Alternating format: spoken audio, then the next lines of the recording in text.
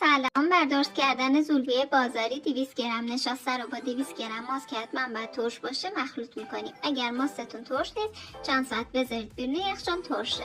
وقتی نشاسته کامل در ماست حل شد 2 قاشق غذاخوری شربت باری عسل، 1 قاشق غذاخوری زعفران آب کرده، 2 قاشق غذاخوری آرد، نصف قاشق چایخوری جوش شیرین و 2 قاشق غذاخوری کری آب شده اضافه میکنیم و خوب مخلوط میکنیم.